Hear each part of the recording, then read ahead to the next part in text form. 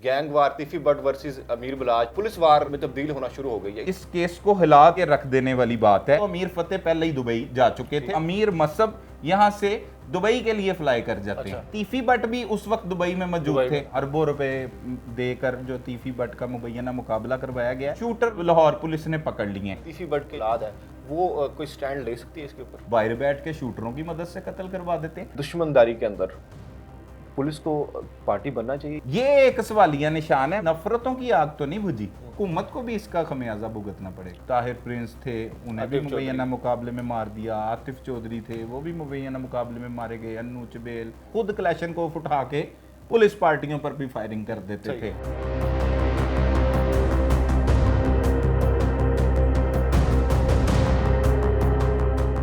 नाज़रीन, लाहौर की मशहूर दुश्मनी गैंग वार तीफी बट वर्सेस अमीर बलाज टीपू ट्रकों वाला वो अब पुलिस वार में तब्दील होना शुरू हो गई है। इस हवाले से हमारे साथ मौजूद हैं सलमान कुरैशी साहब, जो कि सीनियर सहाफ़ी हैं।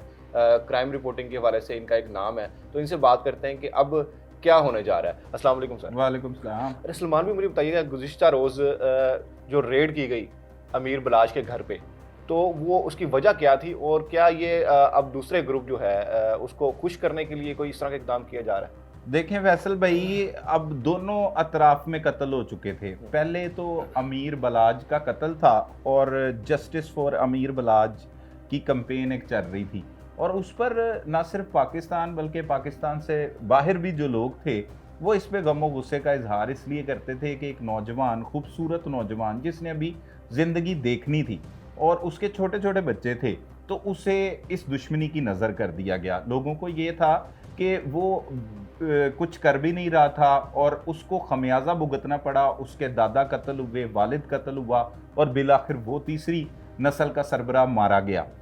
तो इस हवाले से लोगों की बड़ी हमदर्दियां थी। लेकिन उसके बाद जावेद भट्ट भी कत्ल हो जाते हैं, और जावेद भट्ट के कत्ल के बाद भी जो बराबरी है ना इस दोनों ख़ानदानों की, वो नहीं हो पाती, क्योंकि वो बताते हैं कि हमारा जो है वो दादा से पोता तक नुकसान हुआ है, और लोगों के दिलों में भी यही होता है। वो केस चलता रहता है, उसमें पुलिस अपनी तफ्तीश करती है। उसमें जो FIR करवाई जाती है वो बड़ी पुअर किस्म की FIR होती है, जिसमें नामजद किया जाता है अमीर फतेह और साथ उसके कैसर भट्ट। क्योंकि कैसर भट्ट अमीर बलाज के कत्ल के बाद काफ़ी फ्रंट फुट पर आकर बयानबाजी कर रहे थे। बहुत से प्रोग्राम आपने हमारे साथ रिकॉर्ड किए, उसमें देख रहे थे। तो वो एक दुश्मनी और घर तक वो मुंतकिल हो गई। लेकिन उनके जिस ख़ानदान के साथ उनका ताल्लुक़ है, जिनके सरबराह बग्गा भट्ट हैं और साथ सुहेल शौकत भट्ट, जिनकी आपस में भी इनकी दुश्मनी चली आ रही थी, वो भी सुलह हो चुकी थी। और सुलह भी ऐसी पायदार किस्म की हुई थी, मिसाली सुलह के फिर ये ख़ानदान दोनों एक हो गए थे।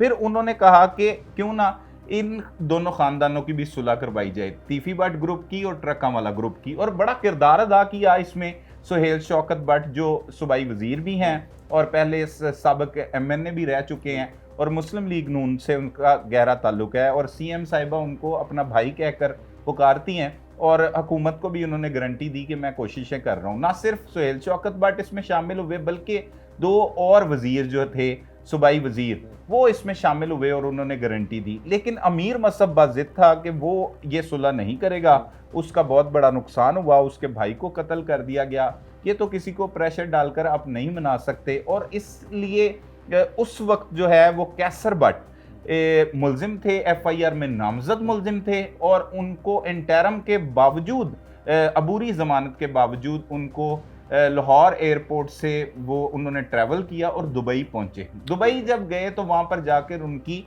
अमीर मसब से इस हवाले से बात करने की कोशिश की, लेकिन उसने अपने नंबर ऑफ कर दिए, मुलाकात भी नहीं की, बंद कर दिया। इसलिए फिर ये जो ख़ानदान था, बग्गा भट्ट ख़ानदान, वो उनकी जो हमदर्दियाँ थी या उनकी जो दोस्तियाँ थी वो थी तीफी भट्ट ग्रुप के साथ। तो उन्होंने कहा कि ठीक है, वो अगर सुलह नहीं करते तो आप कैसर भट्ट जो है वो सुलह कर लेगा। वो सुलह की, वो इस मुकदमे में से राजीनामा हुआ, निकल गया। अब अमीर फतेह के बारे में जो उस वक्त OCU इस केस की तफ्तीश कर रही थी, जबकि जो ज्वाइंट इन्वेस्टिगेशन टीम, एक पैनल ऑफ ऑफिसर्स का नाम दिया गया था उस ज्वाइंट इन्वेस्टिगेशन टीम को, जिसमें SP model town investigation Shahzad Rafiq Awan थे, और DSP चूंग उस टाइम इफ्तिखार रसूल बाजवा थे, और DSP गुलबर्ग सर्कल इन्वेस्टिगेशन जो थे वो एजाज अहमद ढिल्लू थे, जिनका पुलिस स्टेशन थाना इचरा में ऑफिस है। ये 4 पुलिस स्टेशन इसके अंडर आते हैं, जिसमें गुलबर्ग है, गालब मार्केट है, शादमान है और इचरा है। यहाँ के वो जो सर्कल डीएसपी थे वो थे, उन्होंने इस केस की तफ्तीश की। कैसर भट्ट भी उन्हीं के रूबरू पेश हुए और थाना इचरा में ही पेश हुए, और उसके बाद ओसीयू ने इन सारे मुल्जमान की गिरफ्तारी की। अब तफ्तीश जो है वो चल रही थी, पैनल ऑफ ऑफिसर्स कर रहे थे, और जो गिरफ्तारियां हो रही थी, जो अब सीसीडी है वो ओसीयू हुआ करती थी, वो इस केस की तफ्तीश कर रहे थे। और उस केस में जो एफआईआर दर्ज हुई थी उसके बिल्कुल बरक्स स्टोरी सामने आई, और वो स्टोरी ये थी कि अमीर मसब को उस एफआईआर में जावेद भट्ट कत्ल केस में नामजद नहीं किया गया था, शामिल नहीं किया गया था। लेकिन पुलिस की जो तफ्तीश हुई उसमें पता लगा कि जो शूटर है अजहर उर्फ नाजी भट्ट है, उसके साथ अलियास है, उसके साथ एक आसिफ है।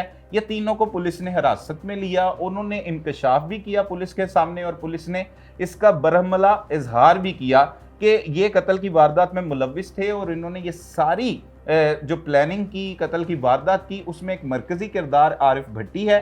आरिफ भट्टी वो शख्स है जो अमीर बलाज के दौर से इस अड्डे पे मुलाजिम था, इनका मुंशी था, बड़ा करीब बताया जाता है, और उसी ने अजहर भट्ट को लेके आया, अलियास को लेके आया और बाकियों को लेके आया। और ये सारी कार्रवाई जो की गई है वो अमीर मसब के इमाम पर की गई है। अब अमीर मसब को 109 में उन्होंने शामिल कर दिया, और बाकी मुल्जमान गिरफ्तार हो गए जो 3 लोग थे। और इसके अलावा जो मरकजी किरदार था जिसने ये सारा जाल बुना था इस कत्ल का, उसका नाम आरिफ भट्टी था, वो गिरफ्तार नहीं हुआ।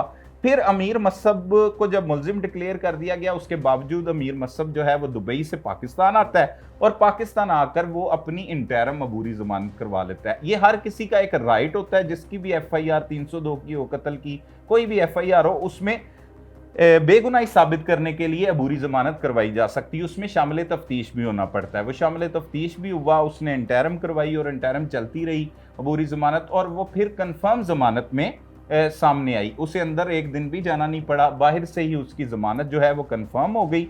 और जो शूटर गिरफ्तार थे वो भी तमाम के तमाम बाहर आ गए।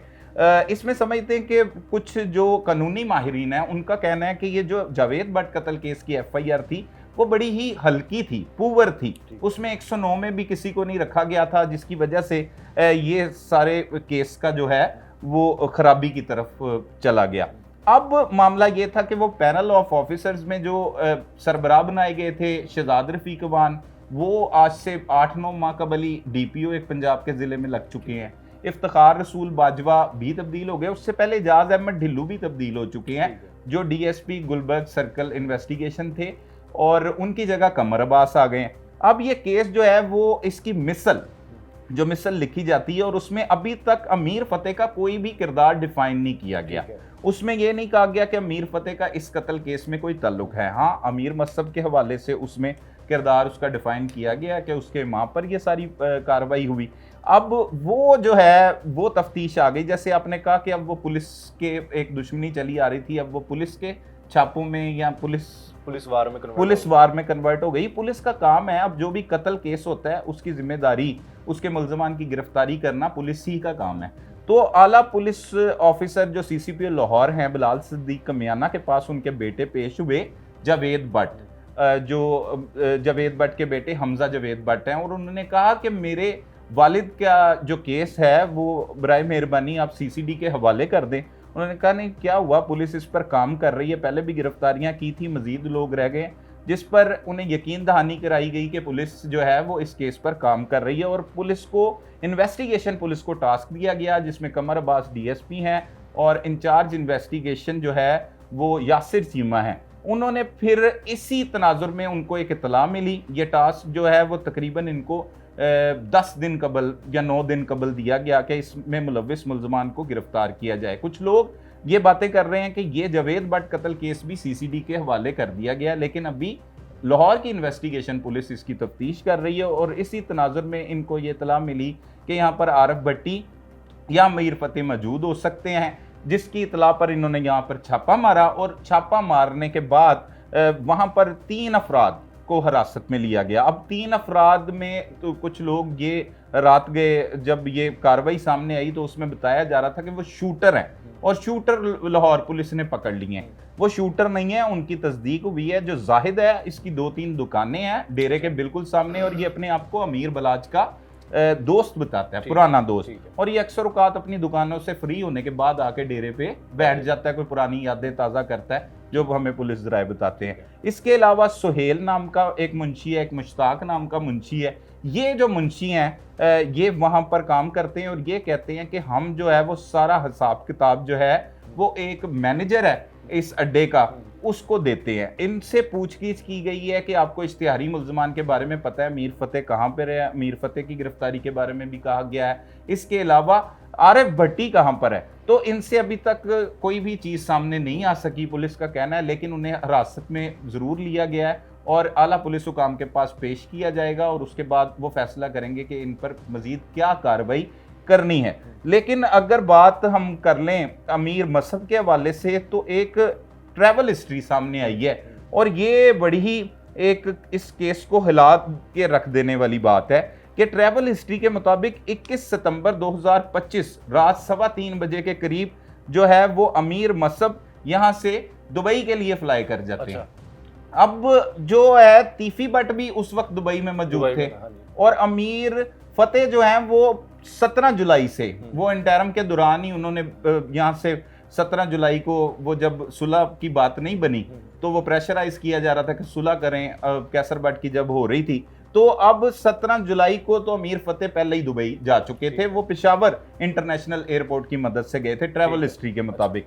तो अगर 21 सितंबर रात 3:15 बजे वो वहां पे गए, तो उसमें बड़ा अहम किरदार अदा किया होगा अमीर मसहब ने, क्योंकि वो दुबई में मौजूद थे। तब लोग कह रहे थे कि अमीर मसहब जो है वो लाहौर में मौजूद है। कुछ लोगों ने यह भी कहा कि हम मुलाकात करके हैं तीफी बट के मुबैना मुकाबले के बाद। लेकिन जो ट्रैवल हिस्ट्री है उसमें लास्ट जो यहाँ से अमीर मसहब फ्लाई कर चुके हैं। अब उसमें उन्होंने क्या किरदार निभाया होगा, एक मुद्दई मुकदमा का होता है कि गिरफ्तारी के हवाले से कोई इंफॉर्मेशन दे दी जाए, वो एक सारी चीज़ें जो हैं वो भी अब मार्केट में चल रही हैं। ये अहम चीज़ जो है वो ट्रैवल हिस्ट्री की सामने आई है कि अमीर मसहब जो अमीर बलाज मुकदमा के मुद्दई भी हैं, और जवेद बट कत्ल केस में मुलजिम भी उन्हें करार दिया गया, लेकिन ज़मानत पर वो बाहर हैं, और वो वहाँ पर मौजूद थे दुबई में। अब दुबई में कार्रवाई जो तीफी बट की गिरफ्तारी हुई, उसमें इनका किरदार जो है वो भी अब देखा जा रहा है कि वो भी सामने आ सकता है। लेकिन एक मुद्दई मुकदमा कर सकता है, बता सकता है कि मेरा जो कत्ल का, भाई के कत्ल का, वालिद के कत्ल का, या कोई भी कत्ल का मुलजिम है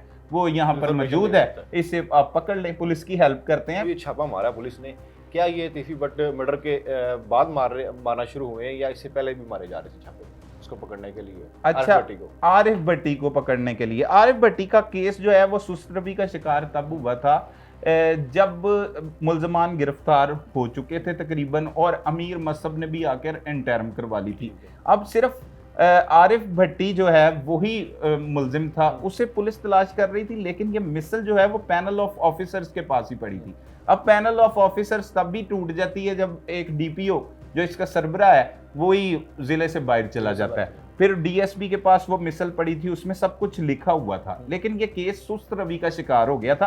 अब इसमें तेजी आई है, आपका बिल्कुल ठीक है सवाल, क्योंकि जब ये कत्ल हुआ, बताया जा रहा है मुबैना मुकाबला हुआ तीफी बट का, तो उनके बच्चे जो है वो नहीं मतलब चाहते कि वो स्टेट के साथ या पुलिस के साथ कोई फाइट करें। वो अच्छे सोनियन हैं, पढ़े लिखे बच्चे हैं, वो तीनों ही उनके जो बेटे हैं, ताजीम उनके बड़े बेटे का नाम है, जो हमारे तक इतलात पहुंची हैं, तो वो इन चीज़ों से अवॉइड करते हैं।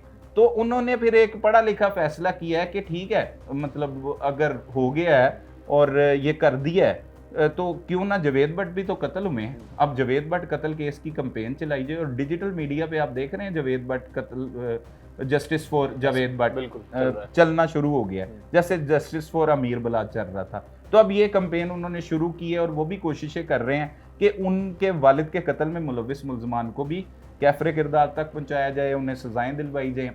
और हर शहरी का हक है, जिनके जाते हैं उनको पता होता है, और उसमें होना भी चाहिए, किरदार अदा भी करना चाहिए। लेकिन अभी तक पुलिस को इसमें किसी किस्म की कामयाबी नहीं मिली। अच्छा, मुझे ये बताइएगा कि जवेद बट केस को हाईलाइट किया गया दोबारा तीफी बट मर्डर के बाद, तो तीफी भट्ट का जो मामला था जिसमें उनके बड़े भाई ख्वाजा इजहार गुलशन ने प्रेस कॉन्फ्रेंस करने की कोशिश भी की, तो उनको क्यों इख्तियार नहीं दिया जा रहा कि वो तीफी भट्ट के ऊपर अपना अदालत में जा सके?